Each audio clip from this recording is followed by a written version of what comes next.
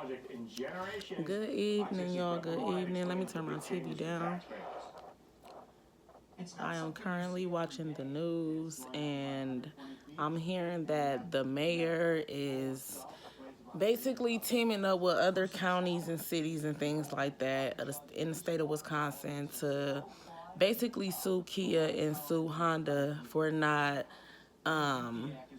putting anti-theft systems in their vehicles. That's all fine and dandy. But what else are you guys gonna do to prevent these kids or anybody from stealing a car? Like, when they can't do one thing, they're gonna pick up something else. So what are they gonna do next? Like, we have to have a plan for A, B, C, D, all the way to Z. It needs to be a plan in place for these kids. Like, I'm just not understanding. For one, like I said before, parents need to come together. Parents need to come together and figure out what we can do as one to stop our children from stealing cars or toting guns or killing somebody. You know, like, they are literally taking life after life after life after life because they want to go joyriding. Or because they mad because somebody said something or somebody did something, or like somebody dating somebody that they're dating or somebody that they like, we got to sit down and start talking to our kids. Like, we have to put knowledge into our kids. We have to give them the game properly, the real game. Not, oh, well, I'm going to give you the street knowledge and I'm going to teach you what I was taught. No. Because my generation, we was taught so much, and then we didn't even take that shit and run with it. We didn't teach our kids what we was taught. We let our kids be more lenient. We more lenient on our kids than our parents was lenient on us. I came from a strict household, so I can't even say that. I mean, I can say it, but I can't relate because I came from a strict household. So, I don't know. And my kids come from a strict household. Like, you couldn't pay me to touch a gun. You couldn't pay me to steal a car. Like, I don't care. Like, you could not convince me to do those fucked up ass things. And I'm not gonna have nobody around my kids who can possibly convince my kids to do the same thing. No. That's the type of timing that I'm not on. Like, I would rather pay for a wedding than pay for a funeral. I'm just not with it. So it's like, what can y'all do to stop y'all kids from being in these streets? Because I'm already doing what I got to do to stop my kids from being in the streets. I'm being involved. And I'm not saying being involved financially. I'm involved. I'm involved. I'm here physically, mentally, emotionally, spiritually. I'm here. You know what I'm saying? Like, I don't care. I always tell my kids, I don't care how much we struggle. I don't care if we was homeless. I don't care. I don't care. One thing for sure and two things for certain. I'm always be involved. I would never put y'all last. No job comes before my kids. No one comes before my kids. The police, the streets, or the system is not to raise my children. Raise your kids. Raise your own kids. Stop allowing the police in the system and neighbors and everybody else to raise your kids. Yes, we're supposed to be a village, but we're supposed to still do our part as parents. Like, you don't say, oh, well, they didn't want to listen to me, so fuck it.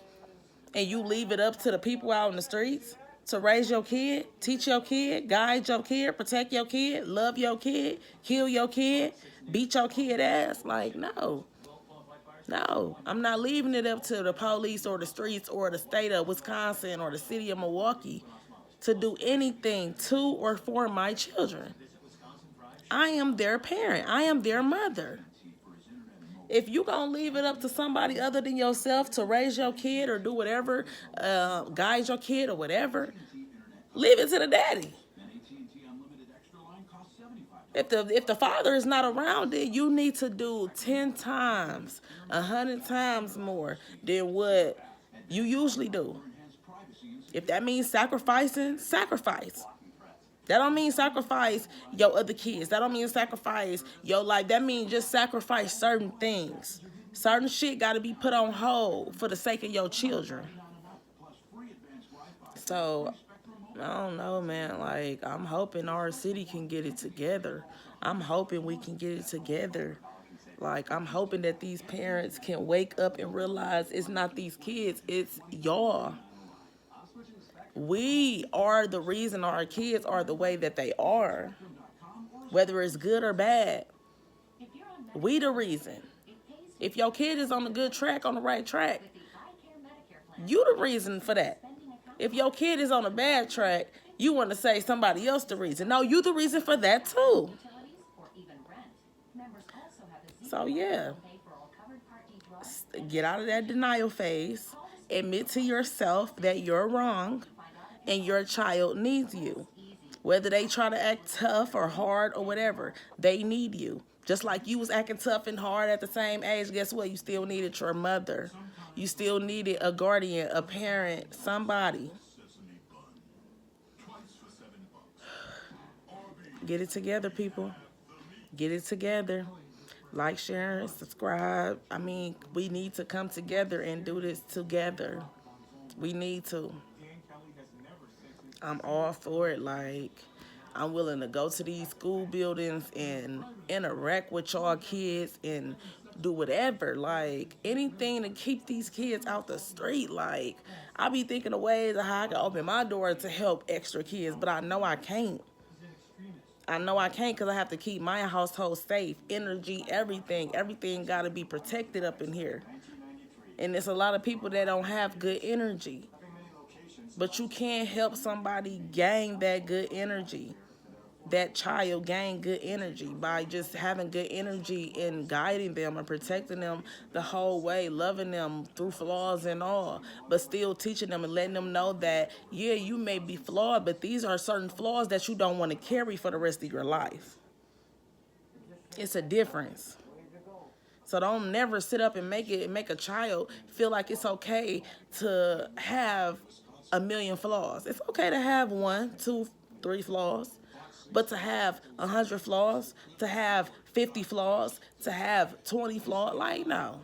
No. Some things you have to change about yourself. And we have to help these kids look at themselves, see themselves, know that they have the potential to be anything that they want to be. Anything other than a stripper, anything other than a drug dealer, anything other than the man in charge, the woman in charge, and all, like, come on, y'all. Like, come on. Anybody who know me know that they can trust their kids with me. It's just fucked up because I don't feel the same way about nobody. I don't trust nobody with my babies, like, and people know that. They know, oh yeah, Miranda kids ain't going nowhere. But I know I can take my kids to her house and they gonna eat everything. They gonna be good. And she ain't finna have them. I did be disrespectful. They can't be disrespectful over there. They can't talk back or nothing. Some people love that. Some people can't handle the fact that their kid got that guidance in other places. But some people be wanting their kids to have that guidance and that discipline in other places to the point where they want to push their kids to that place so their kid can get checked, chastised, disciplined, and guided all at the same time, protected all at the same time. I don't know, but we need to come together. We got to come together, y'all. We got to do something for these kids or they going to keep killing us.